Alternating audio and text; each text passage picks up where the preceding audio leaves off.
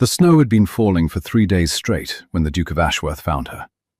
Not a gentle snow, not the kind that dusted rooftops and made the countryside look like something painted on a holiday card. This was the kind of snow that buried roads, snapped tree branches, turned the whole world into a white and howling nothing. The kind that killed people who did not have the good sense to be inside. It was nearly midnight when the groundskeeper, old Barrow, came pounding on the study door with his face the color of chalk and his hands shaking so badly he could barely speak. "Your Grace," he said, and then stopped. Started again. "There is a woman at the gates." Sebastian Hale, the 6th Duke of Ashworth, looked up from the letter he had been reading, a letter from his solicitor in London, filled with numbers and obligations, and all the dull machinery of keeping an estate alive when the man who owned it had no particular interest in being alive himself. He was 31 years old, and he looked older. Not from age, from something else. Something that had settled behind his eyes 2 years ago and had not left. "A woman," he repeated. His voice was low and flat, the voice of a man who had trained himself to react to very little. "She is on the ground, Your Grace, outside the iron gate. She is not moving much." Sebastian was on his feet before Barrow finished the sentence. They found her in the snow, curled against the base of the great iron gate, like something the storm had deposited there along with the broken branches and the drifts. She was wearing a dress that might once have been blue, but was now so soaked and frozen it was nearly black. No coat, no gloves, no hat. Her hair, dark and tangled and crusted with ice, was spread across the snow around her head like a stain. Her lips were the wrong color.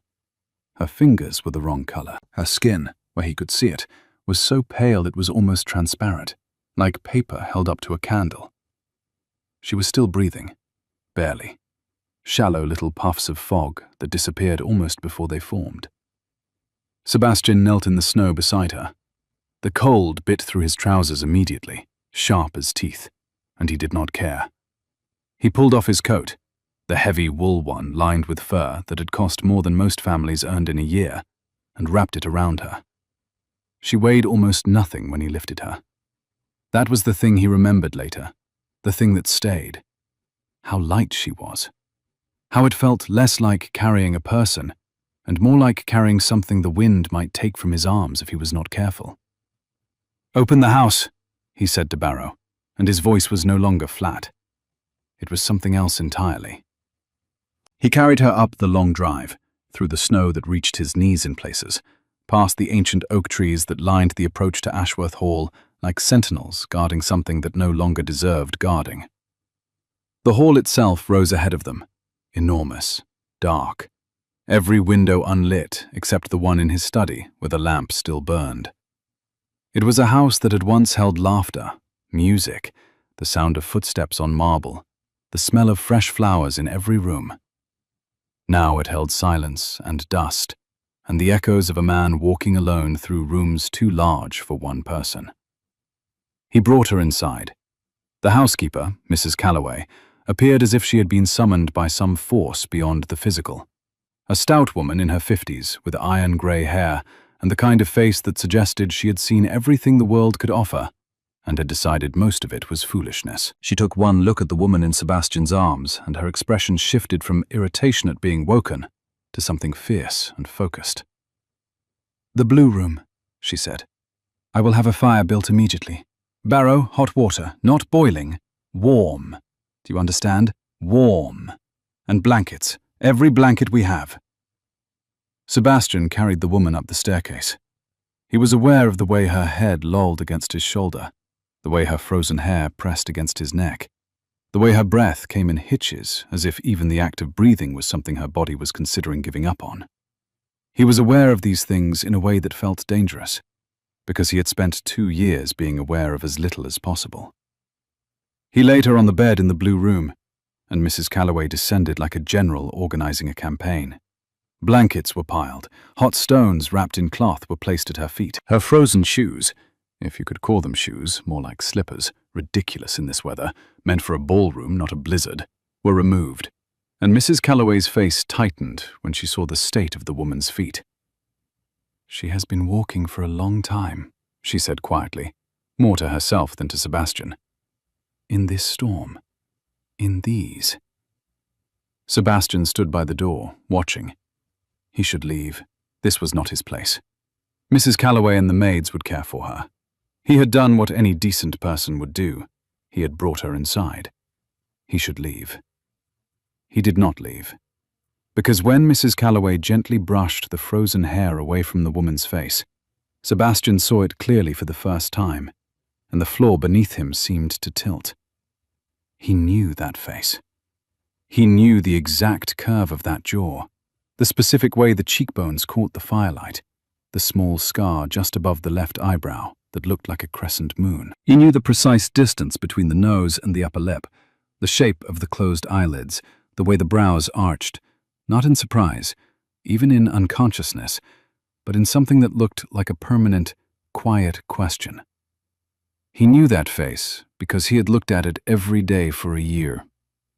In a painting that hung in his study, that he had purchased at auction 18 months ago for a price so absurd the auctioneer had blinked 3 times before confirming the bid. A painting of a woman he had never met, by an artist whose name no one remembered, dated 1868, 24 years before this night. The woman in the painting was wearing a green dress and sitting in a garden and looking directly at the viewer, with an expression that was not quite a smile and not quite sadness, but something in between. Something that said, "I know something you do not, and it is both wonderful and terrible." The woman in the bed was wearing a frozen blue dress and lying unconscious in a room that smelled of wood smoke and lavender, and she was, feature by feature, line by line, the same woman. Which was impossible. The painting was 24 years old. The woman in the bed could not be more than 25. The mathematics did not work. The logic did not work. None of it worked. And yet... Sebastian gripped the doorframe so tightly that the wood groaned under his hand. "Your Grace," Mrs. Calloway said, glancing at him, "you should change. You are soaked through." He looked down. He was soaked.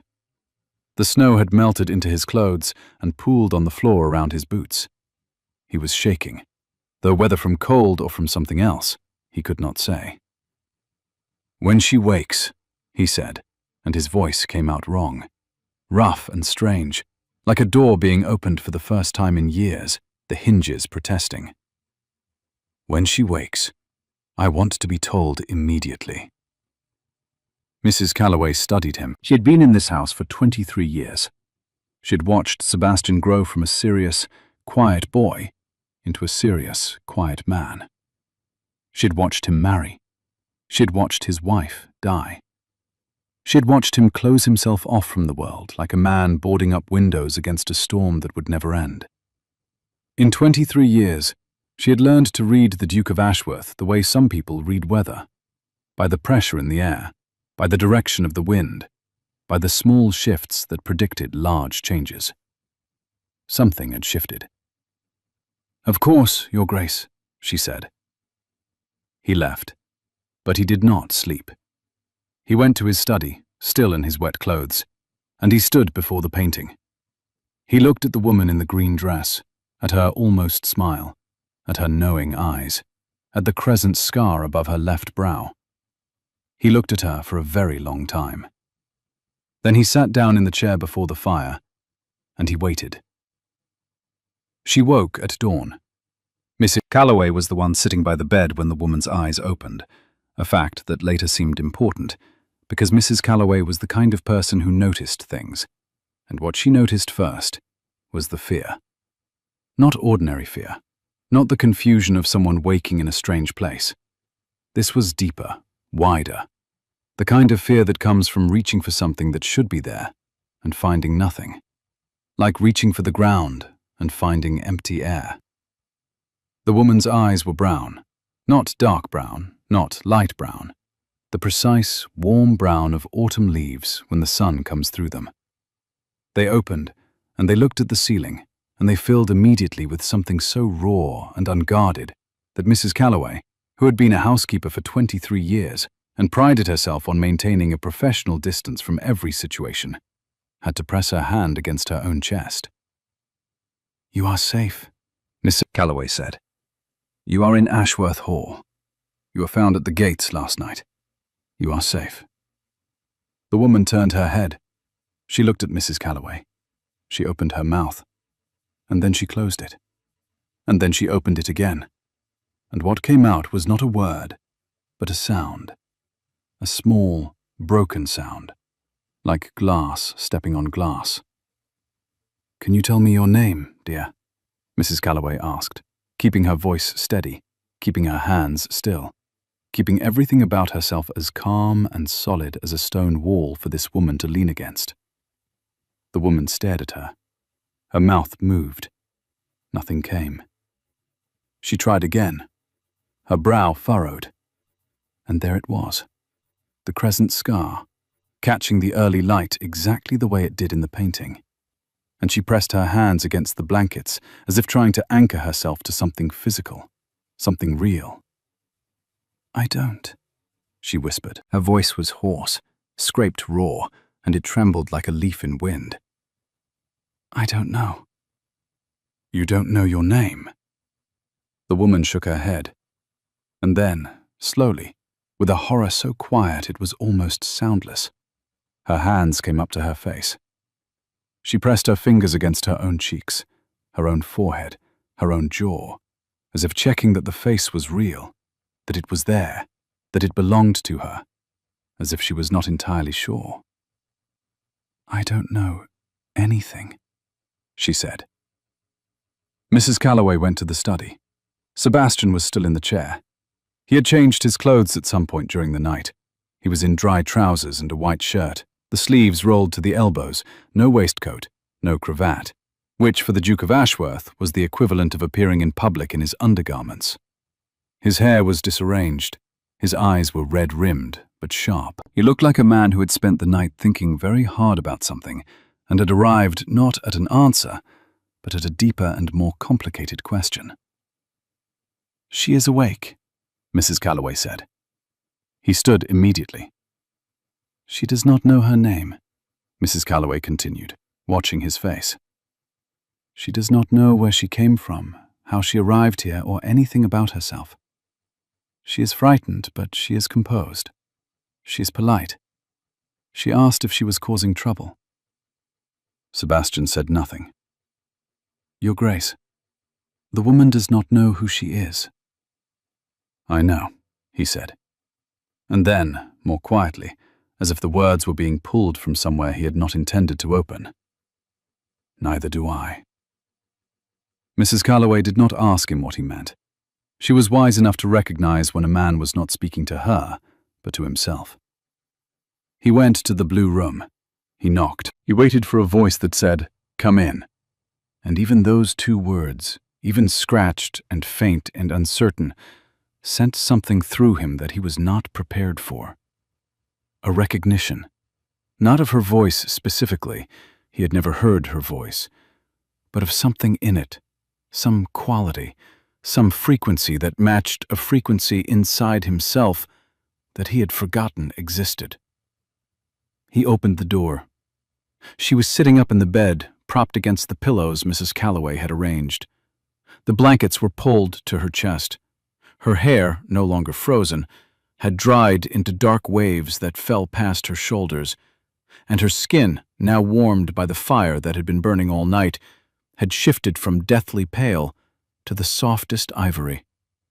Her hands were wrapped in bandages where the frostbite had begun its work, and she held them in her lap carefully, as if they were borrowed things she was afraid of breaking. She looked at him. He looked at her.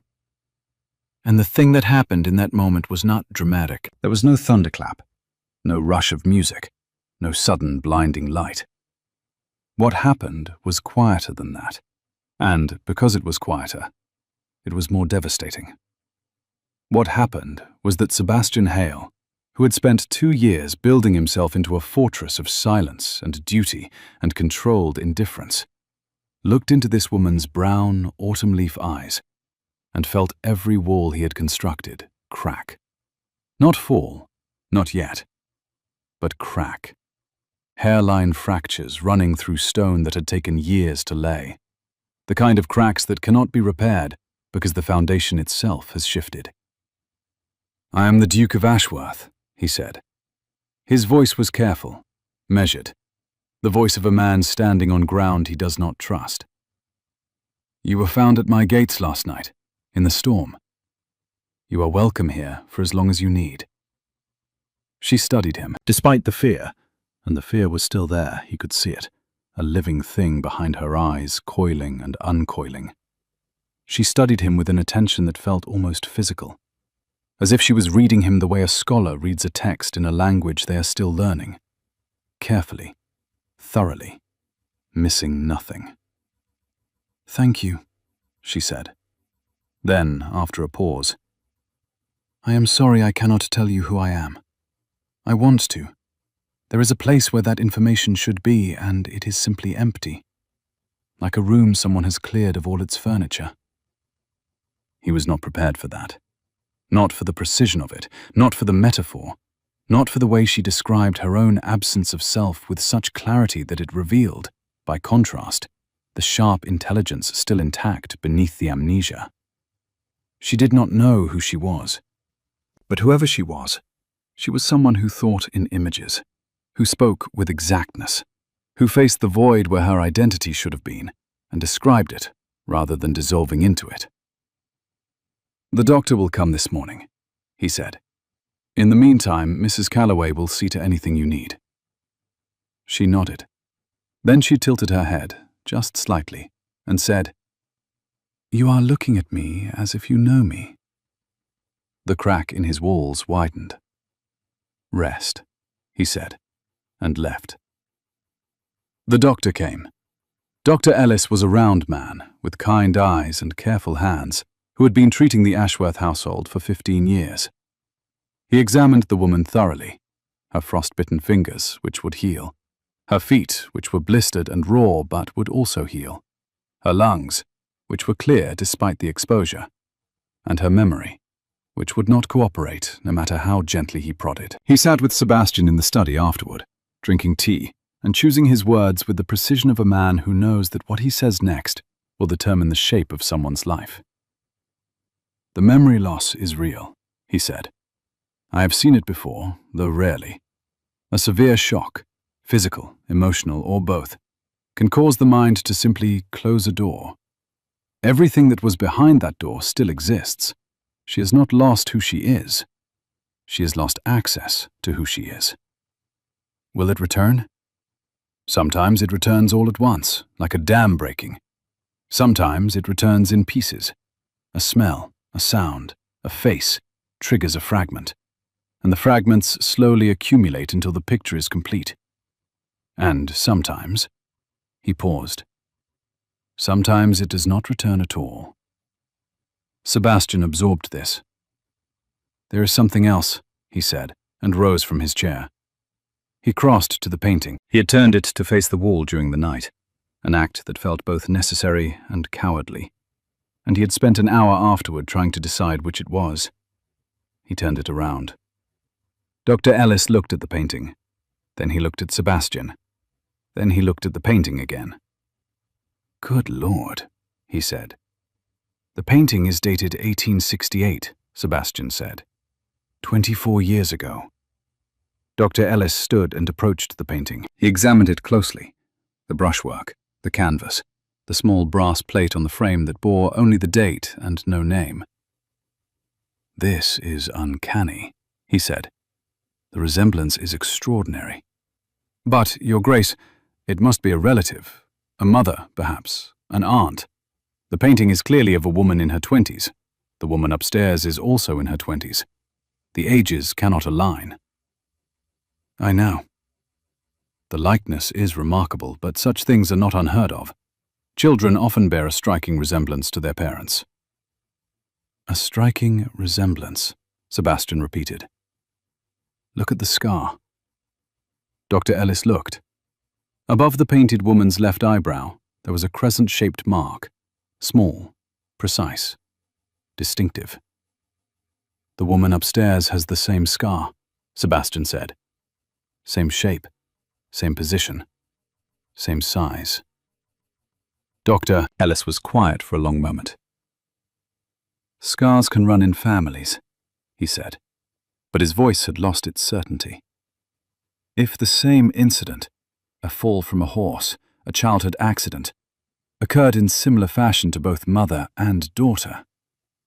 Doctor. Yes, Your Grace. You do not believe what you are saying. Dr. Ellis took a long drink of his tea. No, he admitted. I do not. They agreed, because there was nothing else to do. Because the alternative was to stand in front of an impossible painting and an impossible woman and simply refuse to function. That the most practical course of action was to identify the woman through normal means. Sebastian would send word to the nearby villages. He would contact the authorities. He would make discreet inquiries. Someone, somewhere, would be looking for a missing woman. Someone would know her name. In the meantime, she would stay at Ashworth Hall. In the meantime, everything would change. The first week, she kept to the Blue Room. Not because she was told to. Sebastian had made it clear she was free to move about the house as she wished. But because the world beyond that room was a world in which she did not have a name, and the room, at least, was a defined space, a boundary she could comprehend. She could learn the room. She could map its dimensions, memorize the pattern of the wallpaper, count the books on the small shelf by the window, learn the precise time each day when the sun reached the glass and threw a rectangle of light across the floor. Mrs. Calloway brought her meals. They talked, or rather, Mrs. Calloway talked, about the house, the village, the weather, the particular temperament of the kitchen cat, a fat orange animal named Nelson, who had never, to anyone's knowledge, caught a single mouse and seemed to consider this a point of pride. And the woman listened. She listened with the same focused attention she had given Sebastian, and Mrs. Calloway, who was not a woman easily charmed, found herself charmed. She is sharp, Mrs. Calloway reported to Sebastian at the end of the first week. Whatever she has not lost her wits. She asked me about the history of the house. She asked about the grounds. She asked about the tenants and whether they had enough food for the winter. She's been reading the books from the shelf. She finished 3 in 4 days. And she asked about you.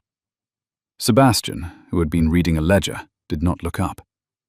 What did she ask? She asked why the house was so quiet. He did not respond to this. She asked if you lived here alone. Still nothing. She asked about the portrait in the hall, the one of you and Lady Catherine. Sebastian's hand stopped moving. Lady Catherine, his wife, who had died 2 years ago in this house, in the room directly above the study, of a fever that had taken her in 4 days. 4 days. That was all it had taken. A cough on Tuesday, a fever on Wednesday, delirium on Thursday, silence on Friday. 4 days to dismantle everything he had believed about the permanence of love and the fairness of the world. What did you tell her?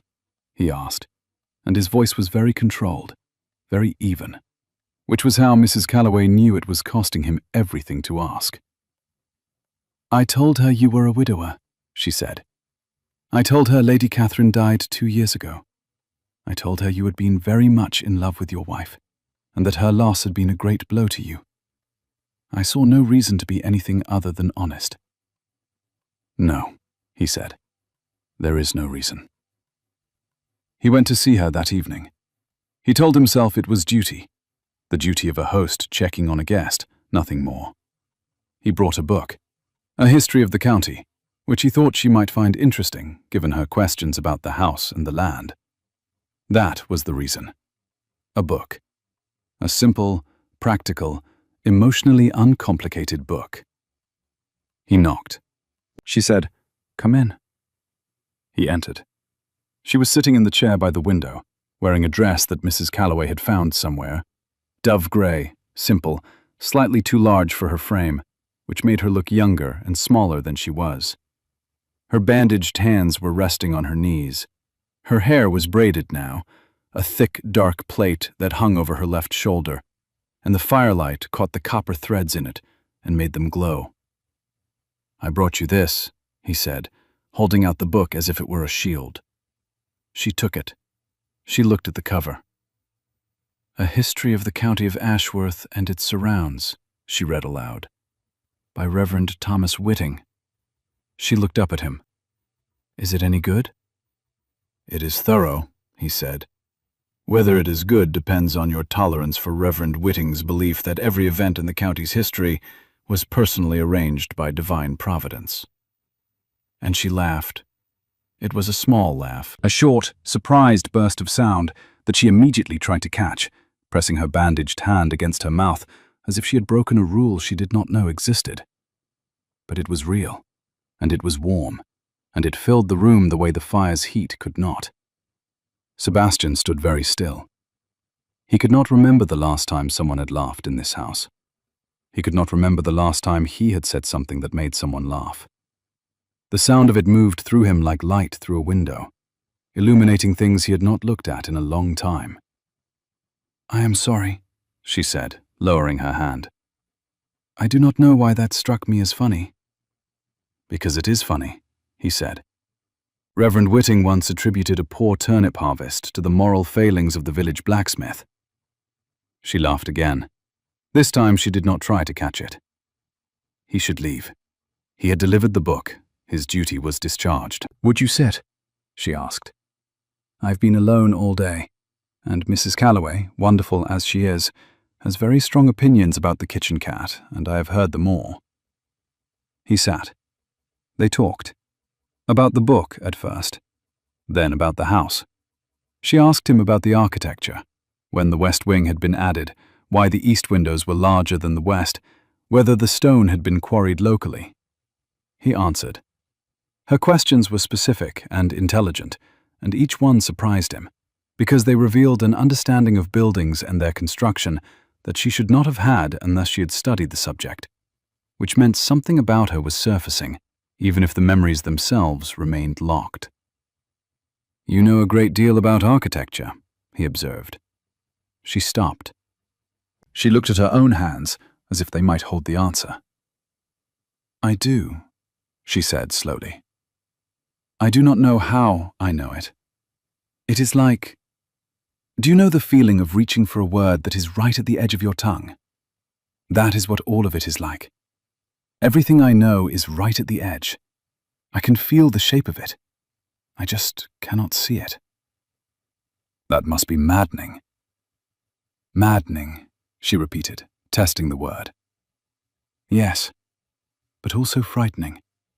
Because what if the things I cannot see are things I will not want to see when they return? What if I forgot for a reason?" He had no answer for this. Or rather, he had an answer, but it was too honest to give to someone he had known for a week, so he kept it behind his teeth. The answer was, "I understand. I have spent 2 years trying to forget, and I would give anything to succeed."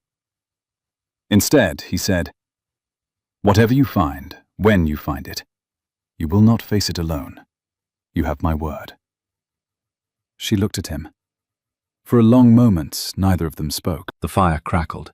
The wind pushed against the windows. Somewhere in the house, a clock struck 8, and the sound of it moved through the rooms like a heartbeat. "You are a strange man," she said quietly. "So I have been told." "You found a nameless woman in the snow, carried her into your home, gave her a room, called a doctor, and now you are sitting by her fire promising she will not face her demons alone. And you do all of this with the expression of someone who is enduring a great inconvenience." He almost smiled. It was such a near thing. The corner of his mouth moved, the muscles around his eyes shifted, that if she had blinked, she would have missed it. "It is an inconvenience," he said.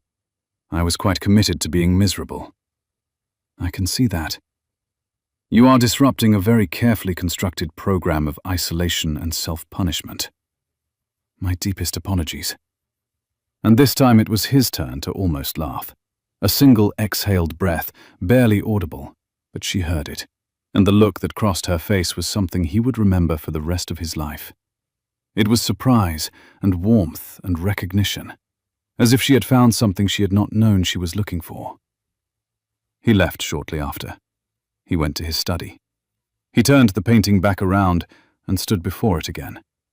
And this time, the woman in the green dress was looking at him with an expression that he now understood was not mysterious at all. It was the exact expression the woman upstairs had worn when she'd heard him almost laugh. He sat down. He pressed his hands against his face. He said to the empty room, "What is happening to me?" The inquiries yielded nothing. Sebastian's letters went out to every village within 50 miles. No one was missing a woman. No family had lost a daughter, a sister, a wife. The authorities had no reports. The coaching inns had no records. It was as though she had materialized from the snow itself. A woman made of winter, deposited at his gates by a storm that had no business creating something so warm. 2 weeks became 3. 3 became 4. The blue room stopped being a guest room and started being her room, though no one said this aloud. She started coming downstairs for meals.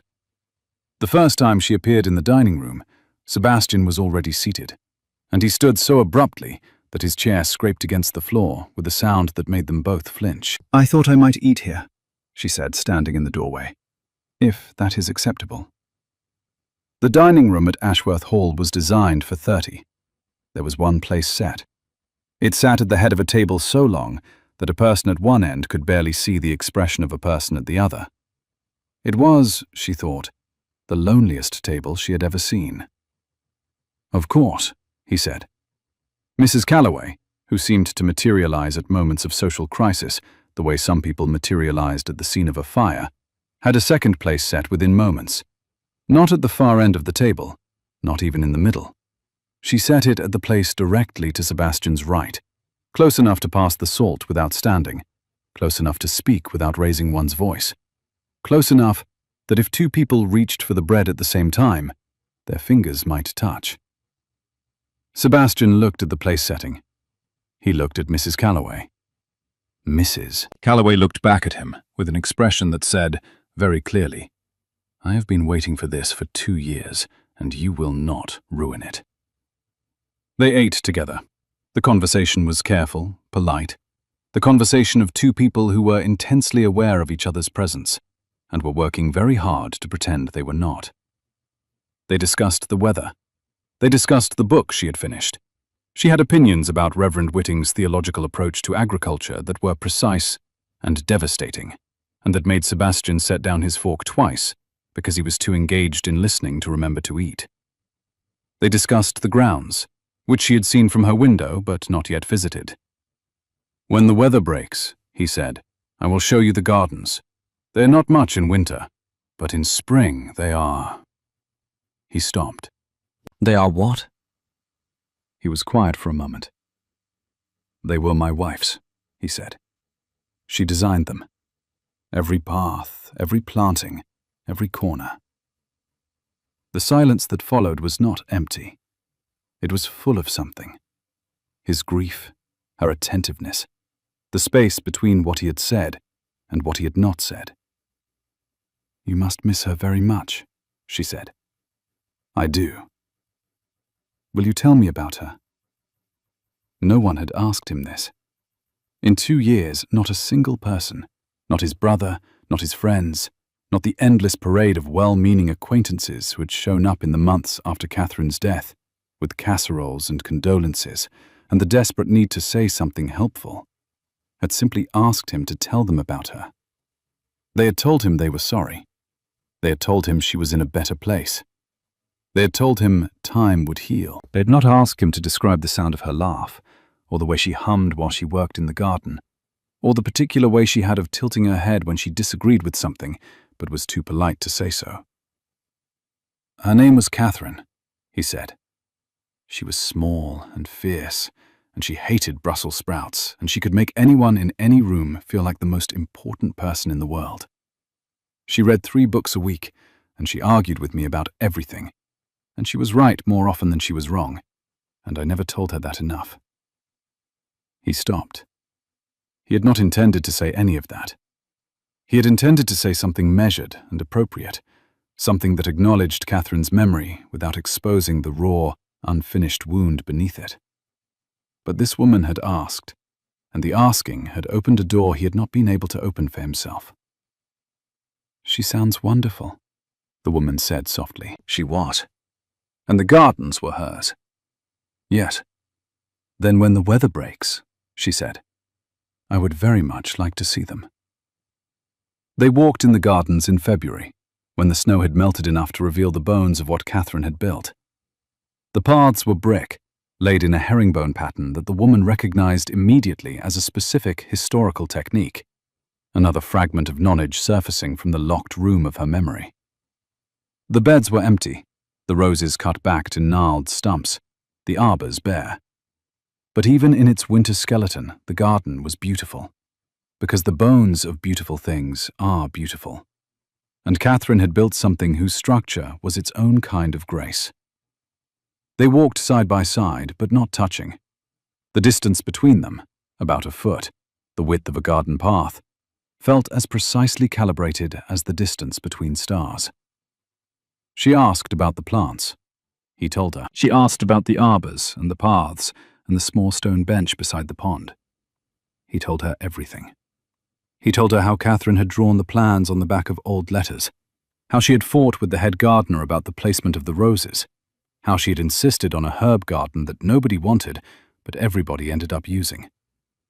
He told her things he had not said aloud in 2 years, and with each telling, the weight of carrying them alone shifted, not disappearing, but distributing, spreading across 2 sets of shoulders instead of 1. "There," she said, stopping suddenly. She was pointing at a section of the garden wall where the brick had been repaired, a patch about 3 feet square where newer bricks, slightly different in color, replaced older ones. "That was damaged. Something fell against it. A tree, perhaps." He stared at her. "How did you know that?" She blinked. I do not know. I looked at the bricks and I simply knew." She pressed her fingers to her temple. "It is happening more. These small things. I will see something and know something about it, but I cannot trace the knowing back to its source. Like hearing music through a wall. I can tell the melody is there, but I cannot make out the words." That night, Sebastian sat in his study and opened a drawer in his desk. Inside the drawer, beneath a stack of correspondence and a broken pocket watch and a dried sprig of lavender that Catherine had placed there years ago and that he had never been able to remove, there was a document. The provenance record for the painting. He had obtained it when he purchased the piece, and he had read it once and then put it away because it had told him nothing useful. He read it again now. The painting had been purchased at auction from the estate of a family called Whitmore. The Whitmores had been a minor gentry family in the neighboring county, unremarkable in every way except that they had produced, in the middle of the 19th century, a daughter of unusual talent. Her name was Eliza Whitmore. She had studied architecture. She had designed buildings, not the grand public kind, but the intimate, private kind. Garden follies, orangeries, small chapels, the sort of structures that existed not for function, but for beauty. She had been considered eccentric. She had never married. She had disappeared in 1869 at the age of 27 and had never been found. The painting had been among her belongings. Sebastian put down the document. His hands were trembling. Not with fear, with something more complicated. Anticipation, perhaps, or the feeling a person gets when they realize that the story they are living inside is larger than they understood. Eliza Whitmore, architect, eccentric, disappeared in 1869. The woman upstairs could identify a specific bricklaying technique by sight. She knew when a garden wall had been damaged by a falling tree. She knew about architecture the way someone knows their own name, instinctively, fundamentally, as part of the fabric of who they are.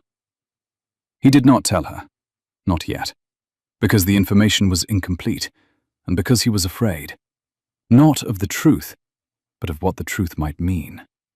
If this woman was somehow connected to Eliza Whitmore, then the painting was not a coincidence. And if the painting was not a coincidence, then Sebastian had purchased it 18 months ago, not by chance, but by something else, something that operated outside the machinery of logic and reason, something that had put that painting in front of him and made him want it with a desperation he had not felt since Catherine's death. Something that had brought this woman to his gates. He was not ready to think about what that meant. But time, as it tends to do, did not wait for him to be ready. March arrived, and brought with it two things. The first, crocuses in Catherine's garden, pushing through the frozen ground like small purple fists, and a visitor. The visitor's name was Lord Ashby. He was Sebastian's cousin, 10 years older, considerably wealthier, and possessed of the particular kind of confidence that comes from never having been told no by anyone who mattered. He arrived without warning, as was his habit, in a carriage that was too large for the road, and with a manner that was too large for any room. Sebastian received him in the drawing room with the warmth of a man greeting a toothache. "Cousin," Ashby said, settling into the best chair without being invited. "You look terrible. Have you been eating? You look like a scarecrow, someone dressed in expensive clothes." "What do you want, Ashby?" "Straight to the point, charming as ever." Ashby crossed his legs, and his boot, polished to such a degree that it reflected the ceiling, caught the light. "I have come about the matter of your succession." "There is no matter of my succession." "There is very much a matter. You are the last of the line, Sebastian. You have no heir. You show no interest in acquiring one. You live alone in this enormous house like a ghost who has not yet realized he is dead. And the estate, which, I remind you, I stand to inherit if you continue on this path, is slowly deteriorating. Is that why you are here? To remind me of your inheritance?" "I am here," Ashby said, leaning forward, "because I have heard a rumor, a rather interesting rumor, that you have a woman living in your house." Sebastian felt his jaw tighten. "I have a guest. A guest with no name, no family, no history." Ashby smiled, and there was something in the smile that Sebastian did not like, a sharpness, a calculation. "You understand how this looks." "I do not care how it looks." "You should, because if this woman is, what, a fortune hunter, a madwoman, someone with a past so colorful she has found it convenient to forget, then she is a threat not only to your reputation, but to the estate. And I have a responsibility to the estate." "You have a responsibility to your own ambition. Do not dress it up as duty." Ashby's smile did not waver. "Find out who she is, Sebastian, or I will." He left. Sebastian stood in the drawing room and felt something he had not felt in a long time. Not grief, not numbness, not the dull grey weight that had become his constant companion. Anger, sharp, clean, clarifying anger. Because Ashby was right about one thing. The woman had no name, no history, no protection. She was vulnerable in a way that went beyond the physical. In the eyes of society, she did not exist. And people who do not exist can be treated however those in power decide to treat them. He went to find her. She was in the library. She had discovered the library 2 weeks ago, and it had become her home within a home. A large, wood-paneled room with shelves reaching to the ceiling, and a pair of tall windows that looked out onto the garden. She was sitting cross-legged on the floor, an entirely improper way to sit, which Mrs. Calloway had mentioned, and which the woman had ignored with a cheerfulness that bordered on defiance. Surrounded by open books and loose papers, and what appeared to be drawings. Sebastian stopped in the doorway. She was drawing buildings, not copying them from books, drawing them from somewhere inside herself. Precise, detailed architectural sketches, elevations and floor plans and perspective drawings, rendered with a skill that was not learned in a week or a month, but over years. She was using a pencil she had borrowed from Mrs. Calloway's desk and the back of old correspondence she had found in a drawer, and she was working with the concentrated focus of someone who has found, after long absence, the thing they were born to do. She looked up. Her eyes were bright, brighter than he had seen them. Something had ignited behind the brown, a light that had nothing to do with the fire and everything to do with the pencil in her hand and the buildings flowing from it. "I can draw," she said.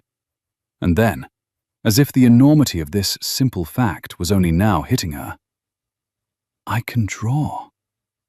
I see that. Look." She held up a sketch. It was an orangery, a glass and iron structure, delicate and strong simultaneously. The kind of building that existed to let light in and keep cold out. It was beautiful. I do not remember drawing anything before this moment, but my hand knows. My hand remembers even if I do not. He knelt beside her. He looked at the drawings spread across the floor. An orangery, a garden folly, a small chapel with arched windows and climbing roses drawn into the masonry, as if the building and the garden were the same living thing. "These are remarkable," he said, and he meant it. He was not a man who offered praise easily or often, and the word landed with the weight of something earned. She looked at him. They were very close, closer than they had ever been. He could see the exact texture of the crescent scar above her eyebrow, the individual threads of copper in her dark hair, the way her lower lip was slightly fuller than the upper. He could smell pencil graphite and paper and the lavender soap Mrs. Calloway had given her. "Something is coming back," she said. "Not memories, not yet, but something underneath the memories. The things I am made of, the skills, the instincts, I do not have a better word for it, the architecture of who I am." "The architecture," he repeated, and felt the word resonate in a way she could not yet understand. "It is as if my mind was a house and someone emptied all the rooms, but the rooms themselves are still there, the walls, the doorways, the staircases, and I am walking through them in the dark, finding things by touch." He wanted to tell her about Eliza Whitmore. He wanted to tell her about the painting. He wanted to open every locked door in this mystery and let the light in. But he also wanted to protect her from the shock, from the confusion, from the possibility that the truth, when it came, might be something so strange that it would shatter the fragile stability she had built. "I need to tell you something," he said instead. "My cousin came today. He has learned that you are here. He is not kind, and he may make inquiries of his own. If he discovers anything about your past, he will use it, not to help you, but to serve himself." Her eyes darkened, not with fear, with something harder. "What does he want?" "The estate. He inherits if I have no heir. A woman living in my house without name or explanation is, in his view, either a scandal to be exploited or a threat to be removed." She was quiet for a long moment. Then she said, very calmly, "Then we should find out who I am before he does." "Yes." "You said you sent inquiries. They found nothing." "Nothing." She picked up one of her drawings, the orangery. She looked at it as if it were a mirror, and what she saw reflected there was not her face, but herself, the parts of herself that her hands remembered even when her mind did not. "Then we look differently," she said. "We follow what my hands know. Architecture, design, these drawings. Someone somewhere taught me these things. Someone somewhere knows who I am." It was a good plan, a logical plan, a plan that treated the mystery of her identity as a problem to be solved rather than a fate to be feared. And it almost worked. They began the search. Sebastian wrote to architectural firms, to universities, to anyone who might recognize the style of the drawings. He described the woman's skills, her knowledge of historical bricklaying techniques, Her instinct for structural design, her ability to draw an orangery from memory that looked as if it belonged in a professional portfolio. He was careful not to describe her appearance. Not yet. The painting hung in his study, face down against the wall again, a secret he kept not out of dishonesty, but out of a helpless, aching desire to protect her from a truth he did not yet understand. Meanwhile, the woman explored the house. She moved through Ashworth Hall the way she had described moving through the rooms of her own mind. Carefully, attentively, in the dark, but with hands outstretched. She found things. In the cellar, she identified a type of stone foundation work that she said was characteristic of the early 18th century. In the attic, she noticed that the roof beams had been replaced at some point, and she could tell the new wood from the old by its grain. In the west wing, she stood in an unused room and said, without any apparent source for the knowledge, "This wall is load-bearing. If you ever wanted to renovate this wing, you would need to reinforce it before removing anything." Sebastian watched her. He could not help it. She moved through his house, his cold, silent, grief-haunted house, and she brought it back to life, not through warmth or laughter alone, but through attention. She saw the house. She saw what it was, what it had been, what it could be. And in seeing it, she somehow saw him too. The parallel was not lost on either of them. He was a house that had been emptied of everything except its structure. She was a person who understood structures. One evening in late March, they were sitting in the library after dinner. This had become a habit, a dangerous, wonderful, inevitable habit. She would read. He would pretend to read. They would talk, and the talking would grow easier and deeper each night, like a path being worn smooth by the passage of feet. "I dreamed last night," she said. He lowered his book. "What did you dream?" "A house. Not this one. Smaller, made of warm stone. There was a garden, and in the garden there was a woman painting at an easel. I could not see her face, but I felt that I loved her, that she was important to me, that she was the reason I understood buildings. Your mother, perhaps. Perhaps." She was quiet. Then, in the dream, the woman turned to look at me, and she said, "Remember the orangery." And then I woke. Remember the orangery. Sebastian thought of the sketch she had drawn, the glass and iron structure, so precise it could have been built from the plans. He thought of Eliza Whitmore, who had designed orangeries and garden follies and small chapels. He thought of the painting, 24 years old, bearing a face identical to the face of the woman sitting 3 feet from him. "I need to show you something," he said. He had reached the limit of what he could keep from her. The secret was no longer a protection. It was a wall between them, and there had been enough walls. He stood. She stood. He led her to the study. He crossed to the painting, which still faced the wall, and he turned it around. She looked at it.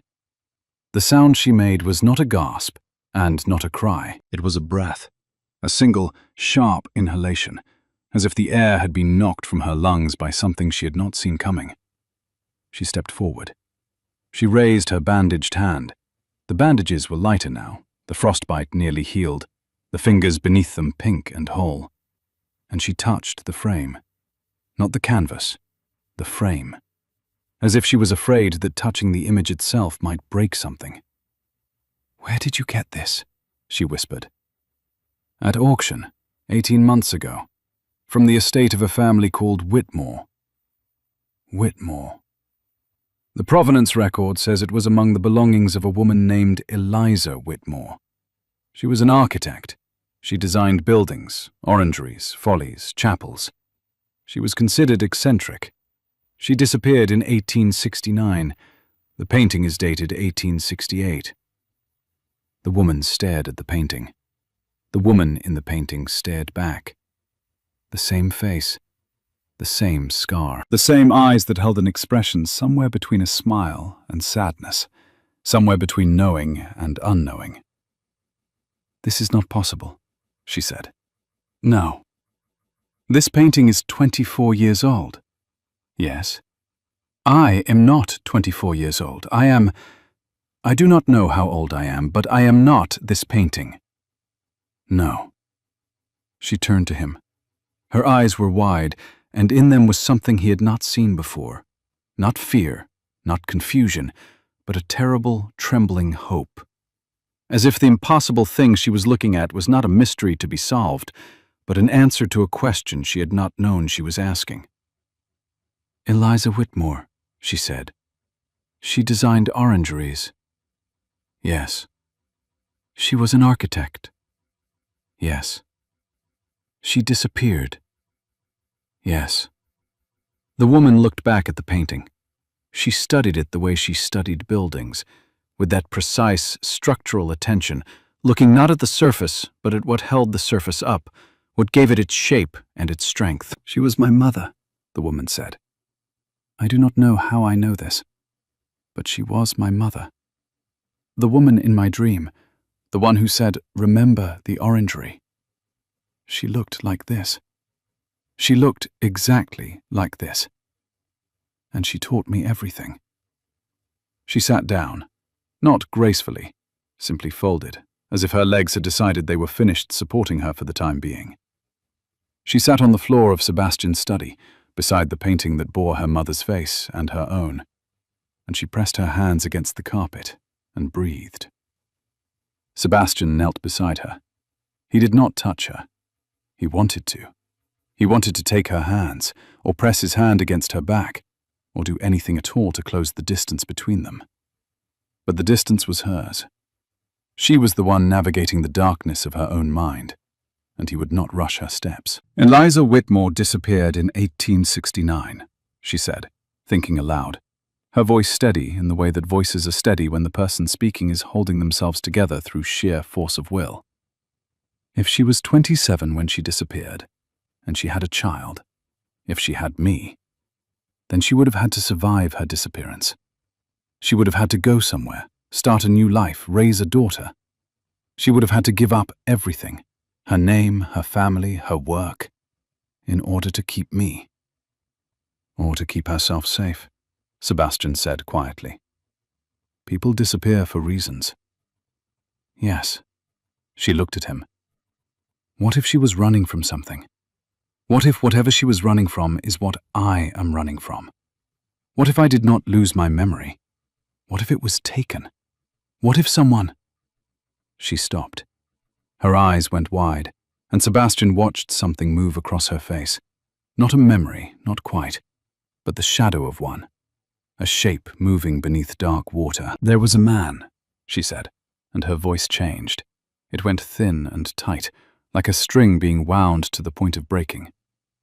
I cannot see his face, but I can feel being afraid of him. I can feel running. Snow. I remember the snow. I remember being cold and being afraid and running towards something. Toward a light. A light in a window. His study window. The lamp he had left burning. The single lit window in the dark face of Ashworth Hall, visible from the gate. You ran here, he said. I ran toward the light, she said. Toward your light. The silence that followed was so complete that he could hear the fire settling in the grate, the wind outside, the distant ticking of the hall clock, and beneath all of it, the sound of something shifting between them. The last wall, the thinnest wall, the one made not of stone or ice or grief, but of the simple, terrifying space between two people who are about to stop pretending they are anything less than essential to each other. I'm going to find out what happened to you, he said.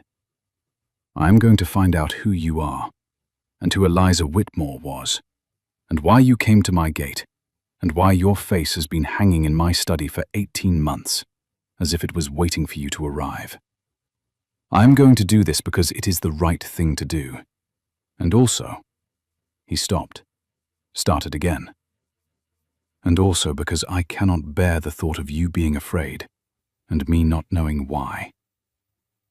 She looked at him for a long time. The fire crackled. The wind pressed against the glass. The painting watched them both with its knowing, ancient 24-year-old eyes. "You are a strange man," she said again, the same words she had used the first evening in the Blue Room. But they meant something different now. They meant, "I see you. I see what you are doing. I see that you are opening doors you boarded shut 2 years ago, and I know what it is costing you, and I am not going to pretend I do not see." "So I have been told," he said. The same words, different meaning. I know what this is, and I am choosing it anyway." The investigation into Eliza Whitmore's disappearance took Sebastian to London. He did not want to go. Leaving Ashworth Hall meant leaving her, and leaving her felt, for the first time in 2 years, like leaving home rather than like leaving a prison. But the answers were not in the countryside. They were in archives, in records, in the offices of solicitors who had handled the Whitmore estate. He went. He spent a week in London, moving through dusty offices and dimly lit record rooms with the focused intensity of a man on a mission that mattered more than he was willing to say aloud. What he found was this. Eliza Whitmore had not simply disappeared. She had been declared mad. In 1869, her family, specifically her elder brother, Gerald Whitmore, had petitioned to have her committed to an asylum. The grounds were her unnatural interest in architecture, her refusal to marry, and her persistent and willful defiance of her natural role as a woman. The petition was approved. Eliza was to be collected and taken to an institution in the north. But the night before she was to be taken, she vanished. Gerald Whitmore had searched for her for years. He had hired investigators, placed notices, offered rewards. He had never found her. He had died in 1882, and the estate had passed to a distant cousin who had sold off everything, including the painting, without much interest in who the original owners had been. But Gerald Whitmore had had a son named Thomas Whitmore, who had inherited his father's obsession with finding Eliza, and with finding whatever Eliza might have left behind. Because Eliza, before she fled, had been working on something. A commission, a design, something important enough that her papers referred to it only as the project. And the project, whatever it was, had never been found. Thomas Whitmore was 50 years old. He lived in the neighboring county. He was still looking. Sebastian returned to Ashworth Hall with a cold certainty settling in his chest, like a stone in deep water. Someone had been looking for Eliza Whitmore for 23 years. And if Eliza had had a daughter who looked exactly like her, who shared her skills, who carried her knowledge in her very hands, then that daughter would be worth finding. Not for love, for whatever Eliza had been working on, for the project. The woman was waiting for him in the library. She was standing by the window, and the late afternoon light was coming through the glass and turning her hair to copper and amber. And when she turned to look at him, the expression on her face was one he had never seen on anyone before, and would never see on anyone again. It was the expression of someone who has spent a week missing someone they have known for 2 months, and is only now realizing that the duration of knowing is irrelevant to the depth of it. "You came back," she said. "Of course I came back." She crossed the room. She did not stop at the usual distance, the careful, calibrated, socially appropriate distance that they had maintained for weeks. She crossed it. She came close enough that he could see the pulse in her throat, the rise and fall of her breathing, the tiny variations in the brown of her eyes. "I remembered something while you were gone," she said. "What?" "My name." Her voice broke on the word, just slightly, just enough to reveal the enormity of what it had cost her to reach this moment. "I was sitting in the garden, in Catherine's garden, and I was looking at the crocuses, and I heard her voice. My mother's voice, saying my name, calling me in from the garden, and I remembered. Sebastian could not breathe. Not would not, could not. The air in his lungs had turned to something solid, something that would not move. My name is Clara, she said. Clara Whitmore. Clara. The name settled into the room like a bell being struck. It filled the space. It changed the shape of everything. Clara, he said, and the word in his mouth felt like the first true thing he had said in 2 years. She told him what she had remembered. Not everything. The door in her mind had opened only a crack, letting in a shaft of light rather than a flood. But through that crack she could see pieces. A cottage. A woman who painted, and who taught her to draw buildings. A childhood spent in hiding, moving from place to place, never using their real name. A mother who was afraid of someone finding them. A mother who died when Clara was 18, whispering, "Do not let them find the project." "What is the project?" Sebastian asked. "I do not know. I cannot remember. But it mattered to her.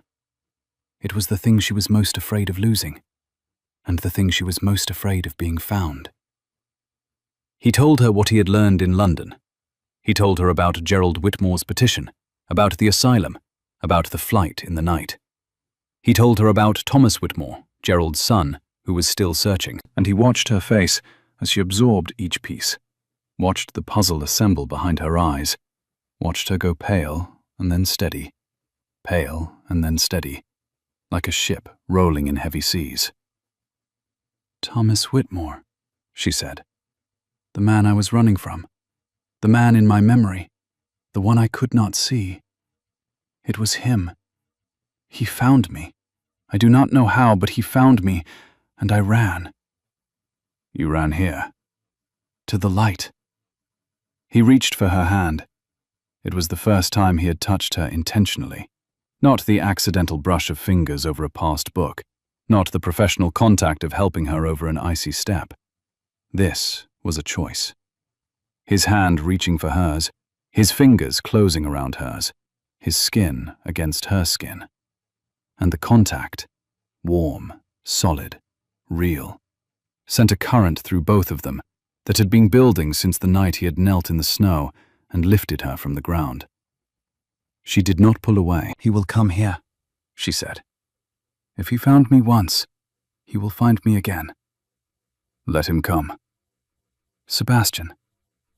It was the first time she had used his name, not his title, his name. And the sound of it, her voice shaping those 3 syllables with an intimacy that no amount of formality could have achieved, landed in his chest like a hand pressed against his heart. "Let him come," he said again. "This is my house. You are under my protection, and I am not the man I was 2 years ago." "What man were you 2 years ago?" "A man with nothing left to protect." She looked at him. She looked at their joined hands. She said, very quietly, "I remember one more thing." "What?" "The orangery. The project my mother was working on when she was declared mad. It was not a building. It was plans for a building. An orangery that she designed for a great estate in the county of Ashworth. She was commissioned in 1868 by the 4th Duke of Ashworth to design it, and when she was declared mad before she could deliver the plans, the commission was lost. But she never stopped working on it. She carried the plans with her. She revised them for 20 years. They were her masterwork, the thing that proved she was not mad, that her talent was real, that she had been wronged. Sebastian felt the world tilt. The 4th Duke.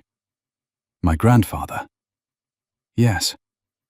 My grandfather commissioned your mother to design an orangery for this estate. Yes. And the plans are somewhere. Somewhere she hid them. Somewhere she thought they would be safe. They looked at each other. And in that look was the full weight of everything that had led to this moment. A painting purchased on an inexplicable impulse. A storm that drove a woman to his gates. A locked memory that opened in a dead woman's garden. A thread connecting his family to hers across 3 generations. Not coincidence. Not fate. Something in between. Something that felt like the architecture of the universe itself. As if the world were a building and someone had designed this moment into its plans. Thomas Whitmore arrived on a Tuesday. He came not in a carriage but on horseback, alone, at the kind of hour, very early morning, just past dawn, that suggested he did not care about propriety and did not expect to be welcomed. He was a tall man, thin, with the particular leanness of someone who has been consumed by a single purpose for so long that everything unnecessary has been burned away. His face was narrow and sharp, with the Whitmore features that Clara carried, the same jaw, the same brow. But in him, they had been hardened into something that looked more like a blade than a face. Sebastian met him at the door. He had been expecting him.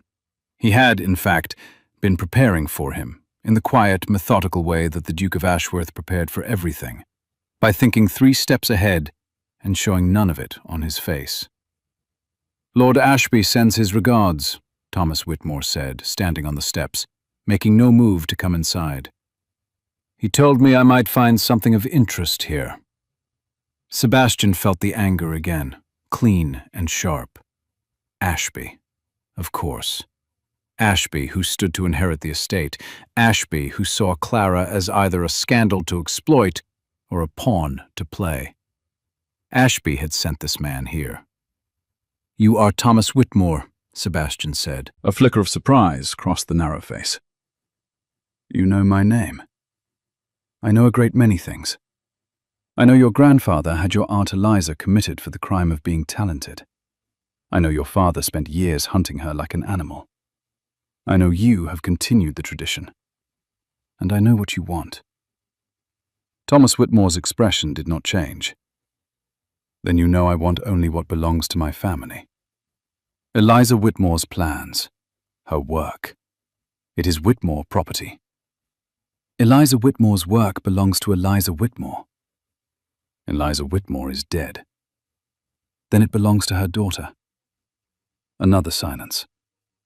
Thomas Whitmore's eyes moved past Sebastian, toward the interior of the house, as if he could see through walls to the woman inside. "So there is a daughter," he said softly. "I was not certain. I tracked her to the county. I found her at a cottage near the village.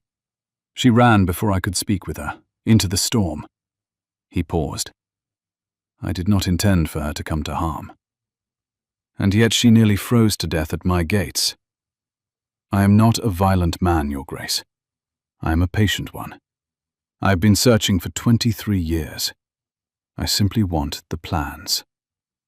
"Why?" "Because they are worth a fortune. Eliza Whitmore was a genius. Her designs were decades ahead of their time. The orangery she designed for your grandfather's estate, if those plans were published, if the structure were built, it would establish the Whitmore name in the architectural world. It would prove that my family produced greatness, not madness." "Your family produced both," Sebastian said. "The greatness was your aunt's. The madness was your grandfather's, who tried to lock her away for it. You have inherited the wrong part of the legacy, Mr. Whitmore." Thomas Whitmore's jaw tightened.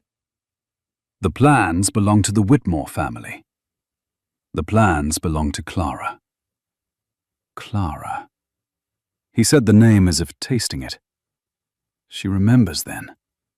She remembers enough. "I would like to speak with her." "No." The word fell between them like a gate closing. Thomas Whitmore looked at Sebastian, at the set of his shoulders, the steel in his eyes, the absolute immovability of a man who had lost everything once, and had found, against all expectation, something worth protecting again. "This is not finished," Thomas Whitmore said. "No," Sebastian agreed. "It is not. But you will not finish it here. And you will not finish it today. And you will not come near her unless she invites you to." Thomas Whitmore left. Sebastian stood on the steps and watched him ride away, and the cold morning air against his face felt like the cold of the night he had knelt in the snow and lifted Clara from the ground. And he thought, I will not lose this, whatever this is. I will not lose it. He went inside. He went to the library. Clara was there. She had heard everything. The library windows overlooked the front steps, and she had stood behind the curtain and listened to every word, because she was not the kind of woman who hid in a room and waited for a man to tell her what had happened.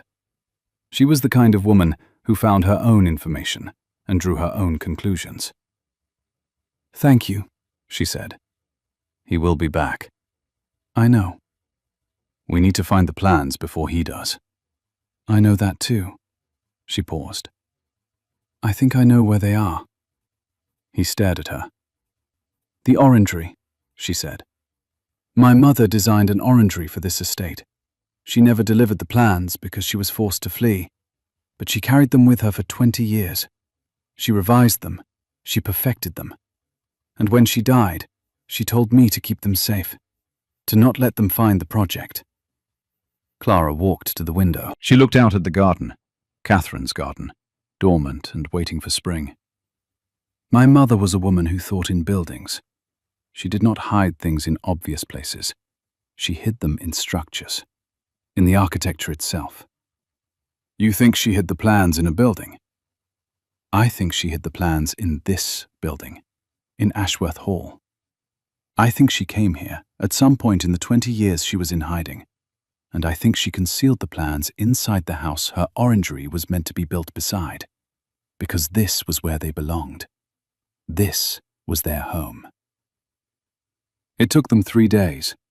3 days of searching, of Clara walking through every room with her architect's eyes, examining walls and floors and ceilings with the precision of a surgeon and the instinct of a daughter who carried her mother's knowledge in her very bones. Sebastian followed her. He held the lamp. He moved furniture when she asked. He said little, because what was happening required not his words, but his presence, and he gave that freely. On the 3rd day, she found it. It was in the cellar, behind a section of wall that Clara identified as newer than the surrounding stone, not by decades, but by years. Someone had opened the wall and closed it again, carefully, skillfully, in a way that only an architect would recognize as different from the original construction. Clara ran her fingers along the mortar. She pressed. She found the seam.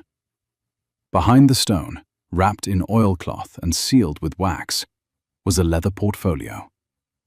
Inside the portfolio were the plans.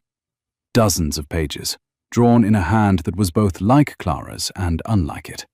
The same precision, the same instinct for beauty, but with a confidence that came from a full lifetime of practice, rather than the fragments of one. The orangery was breathtaking.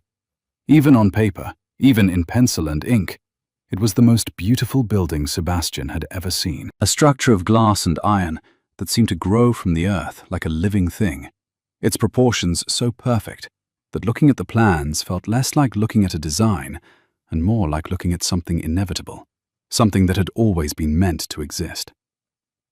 Clara held the plans in her hands, her mother's work. The thing that had cost Eliza Whitmore everything, her freedom, her family, her name, her life as she had known it, and had given her the only thing that mattered, proof that she was real, that her talent was real, that she had been wronged and she had survived, and she had created something that the world could not ignore. "They are magnificent," Clara said. Her voice was steady, her eyes were not.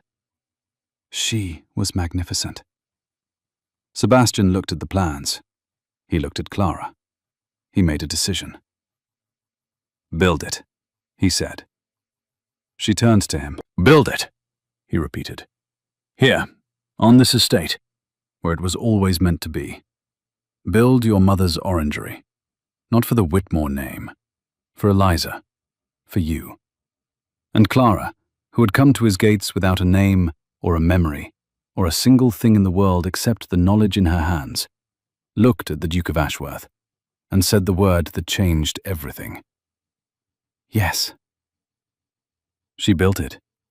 Through spring and summer, she built it. She hired craftsmen from the village. She sourced the iron and the glass. She stood on the site her mother had chosen, a gentle slope beside the east garden, facing the morning sun. And she directed the construction with the authority of a woman who had found not only her name, but her purpose. She wore practical clothes and boots caked with mud, and she carried rolled-up plans under her arm, and she argued with stonemasons about load-bearing walls. And she was, Sebastian thought, the most remarkable person he had ever known. He watched her. He watched from his study window, from the garden path, from the bench beside Catherine's pond. He watched the way she moved through the construction site, with a certainty that had nothing to do with memory, and everything to do with identity. With knowing, at the deepest level, what she was and what she was for. And he watched the orangery rise. It rose from the earth like a promise kept. The iron framework went up first, a skeleton of graceful curves and precise angles that caught the light and threw patterns across the ground. Then the glass, panel by panel, each one fitted with a care that bordered on reverence. The walls went up. The door was hung. The first plants were brought in, citrus trees and flowering vines and herbs that filled the interior with a fragrance that was warm and green and alive. On the day the orangery was completed, Clara stood inside it and looked up through the glass at the sky. The sun came through and touched her face and her hair and her hands, and she was, in that moment, standing inside her mother's masterwork, inside the building that Eliza Whitmore had carried in her heart for 20 years. The building that had been called madness and was, in truth, genius. Sebastian stood in the doorway. He did not come in. He wanted to, but the moment belonged to Clara and to Eliza, to a daughter and a mother, separated by death, but united by the thing they had built together across time. Clara turned to him. The sun was behind her, and the light through the glass turned the world green and gold and warm. "Come in," she said. He came in. They stood together in the orangery, surrounded by glass and iron and living things, and the air between them was warm and fragrant, and charged with everything they had not yet said. 2 months of careful distance. 2 months of conversations that circled closer and closer to the center, without quite arriving. 2 months of hands that almost touched, and eyes that held too long, and silences that said more than any words could. "I need to tell you something," she said. "I know." "No, you do not." She took a breath. "When I first saw the painting of my mother, I felt something that I did not tell you about. I felt that I had seen it before. Not the painting itself, the scene of it. My mother, sitting in a garden, looking at someone with that expression, that almost smile. And I realized, standing in your study, that the expression on her face was the expression of a woman looking at someone she loved." Sebastian did not move, did not breathe. "I have spent my entire life inside my mother's work," Clara continued. "Inside her buildings, her drawings, her plans. But I never understood the most important thing she built until now. She did not build the orangery for your grandfather. She built it for herself. Because building was how she loved the world. Building was how she proved that she existed, that she mattered, that she was not mad or wrong or broken. And when I stand here, in this building, I understand that. Because building this orangery is how I have proved the same thing to myself." She stepped closer, close enough that he could feel the warmth of her through the warm air. "And you," she said. "You carried me out of the snow. You gave me a room in your empty house. You showed me the painting. You fought for me against your own family. You told me to build. And I need you to know, I need you to understand, that you are not just the man who saved my life. You are the light I ran toward. You have been the light since the beginning." He reached for her. Not her hand this time, her face. His fingers, trembling in a way they had not trembled when he carried her through the snow or faced Thomas Whitmore on his own steps, touched her cheek. The crescent scar beneath his thumb, the warmth of her skin, the reality of her, solid and present and here in this building of glass and light, here in his life. Here. "I bought that painting," he said, and his voice was rough and unsteady, and more honest than it had ever been. "Because when I looked at it, I felt something I had not felt since Catherine died. I felt that the world contained something I had not yet found. I did not know what it was. I did not know it was you. But the feeling of something waiting, something coming, something meant. It kept me alive, Clara. Through 2 years of grief and silence and wanting to disappear. That painting kept me alive. You kept me alive before I ever knew you existed." She pressed her hand against his hand, against her own cheek. Her eyes were bright. The orangery held them in its glass embrace, and the light poured through, and outside the sky was the blue of early autumn, not the grey of storm clouds or the white of snow, but the blue of something opening, something beginning. "I am going to kiss you now," she said. "I was hoping you would." And she did, and it was not gentle, not tentative. She kissed him like a woman who had walked through the dark for months and had finally found the door. And he kissed her back, like a man who had been standing on the other side of that door for 2 years, waiting, his hand on the handle, his heart pressed against the wood, listening for footsteps. Thomas Whitmore came back. Of course he did. He came with a solicitor and a claim that the plans were Whitmore family property, and he stood in Sebastian's drawing room and made his case with the cold precision of a man who had been preparing his argument for 23 years. And Clara, wearing the dove-grey dress that was now her own rather than borrowed, stood beside Sebastian and dismantled him. She dismantled him not with anger and not with tears, but with facts, with documents that Sebastian had obtained in London, proving that Gerald Whitmore's petition had been fraudulent, that Eliza had not been mad, that the declaration had been made without proper medical examination, that the real motivation had been control of her work and her inheritance.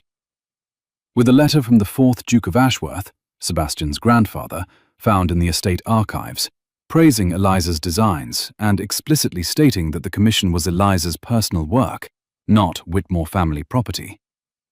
With the testimony of Dr. Ellis, who confirmed that Clara's amnesia was consistent with a traumatic pursuit and that her recovery had been made possible by safety and care, not coercion. Thomas Whitmore's solicitor looked at the documents. He looked at Thomas. He closed his case. "You have nothing," Clara said to Thomas Whitmore. "Your grandfather tried to lock my mother in an asylum because she was brilliant and he could not control her. Your father hunted her for decades. You hunted me. And for what? For plans that were never yours. For talent that was never yours. For a legacy that you could not earn, so you tried to steal." Thomas Whitmore was quiet for a long time. Then he said, "She was my aunt. I never knew her. I only knew the story of her. And the story, I was told, was that she was ill, that she needed help, that my grandfather was trying to protect her. The story you were told was a lie." "I am beginning to understand that." He left. He did not come back. And in the years that followed, the Whitmore name faded into the kind of obscurity that comes not from tragedy, but from irrelevance, while the name Eliza Whitmore, architect, designer, genius, was published in journals and discussed in universities and printed on a brass plate that hung beside the entrance to the most beautiful orangery in England. They married in October, in the orangery, because where else would they marry? Mrs. Calloway organized the flowers, Barrow polished the door handles, Nelson the cat sat on a chair in the front row and washed his paw through the entire ceremony with an air of elaborate indifference. Sebastian's brother, James, stood as best man, and cried more than anyone else present, including the bride, which he attributed to dust. Clara wore a green dress, not because she had remembered the painting, she had, but because green was the color of growing things, of new things, of buildings made of glass that let the light in. Sebastian wore a look on his face that Mrs. Calloway had been waiting 23 years to see. Not the look of a man in love, though he was that. Not the look of a man who had found happiness, though he had found that too. It was the look of a man who had come back to life.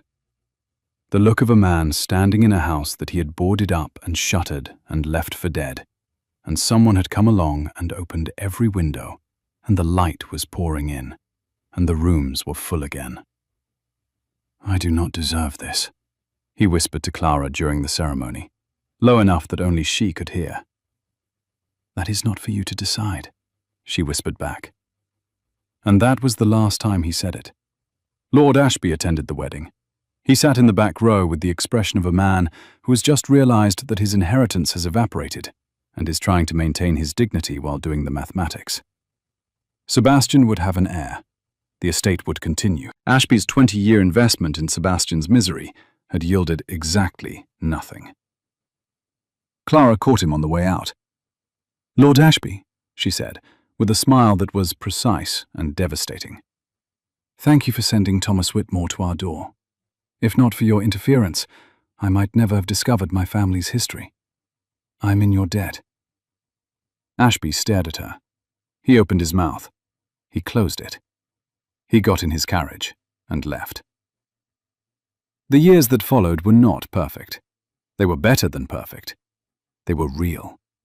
Clara opened an architectural practice, the first woman to do so in the county, which caused exactly the kind of scandal she had been born to cause. She designed buildings, not grand public ones, but the intimate, private kind, like her mother before her.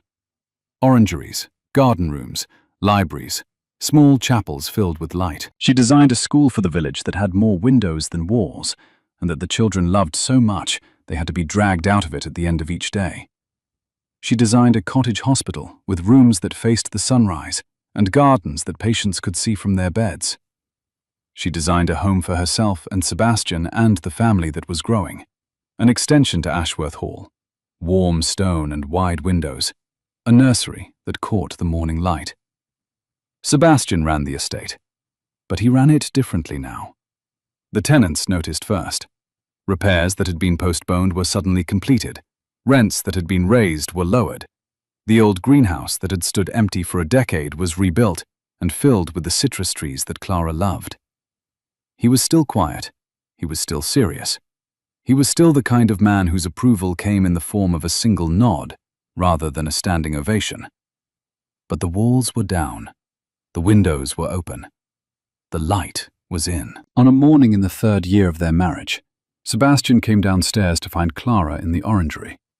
It was early, barely past dawn, and the light was the soft gold of new sun, filtered through glass, and the citrus trees were heavy with fruit, and Clara was sitting on the stone bench that had been part of her mother's original design, reading a letter. "It is from a university," she said when he sat down beside her. "They want to publish Eliza's plans. All of them. They want to include them in a book about women architects of the 19th century. Sebastian took her hand, the hand that had been frostbitten and bandaged, that had drawn buildings on the back of old letters, that had held his face in an orangery and told him he was her light. "She would be proud," he said. "She is proud," Clara said, and looked up through the glass, and the sun came through and touched her face, the face from the painting, the face from the snow, the face that he had known before he knew her, and would know, long after he had forgotten everything else. He kissed her temple. She leaned into him.